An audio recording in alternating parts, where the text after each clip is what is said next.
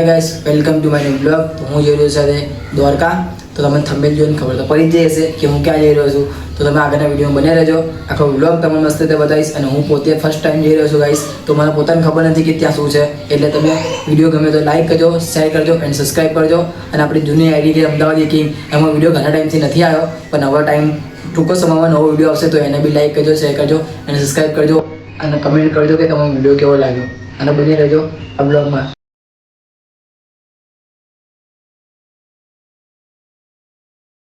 Hi guys, આપણે બસમાં બેસી ગયા છે લક્ઝરીમાં. આપણી ગાડી આવી ગઈ છે.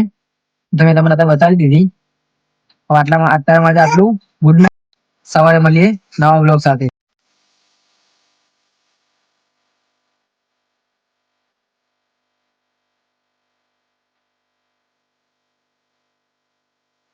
તો ગાઈસ, હજી 150 કિલોમીટર બાકી છે મંદિર. હજી કરીબન આપણે 6 વાગશે જતા ત્યાં.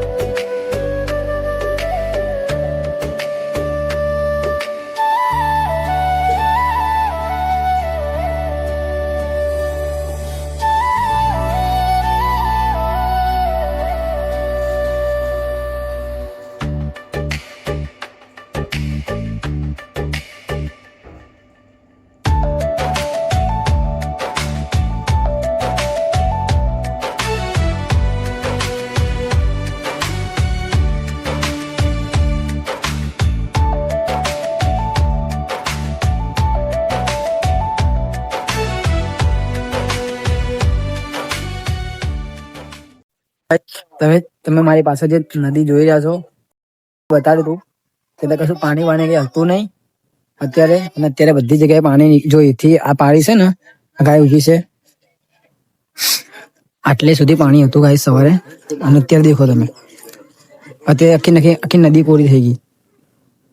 એટલે આ જગ્યા પર એવું વરદાન છે કે તમે અહીંયા સવારે પાણી આવી જાય ને સાંજે 2 વાગ્યા પછી જતું રહે. પછી સીધું કાલે સવારે બીજું પાછું આવે નવું પાણી. એટલે સવારે પાણી આવે અને સૂર્યનારાયણ ઉગે ત્યાં સુધી પાણી રહે. પછી બપોર થાય એટલે 2 વાગ્યા સુધી પછી 2 વાગ્યા પછી પાણી જતું રહે ગાઈસ.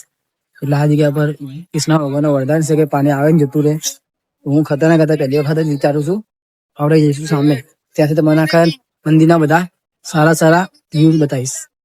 ચલો હેલો ગાઈસ, વેલકમ ટુ નો બ્લોગ. આપણે પહોંચી ગયા છીએ બેટ દ્વારકા. જોઈ શકો છો તમે મારી પાછળ એટલી મજબૂત મજા આવી રહી છે ને ગાઈસ. તમારી વસ્તુ બતાવું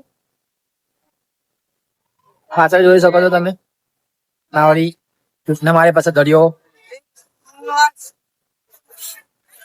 બને રહેજો જો આગળના વિડીયો.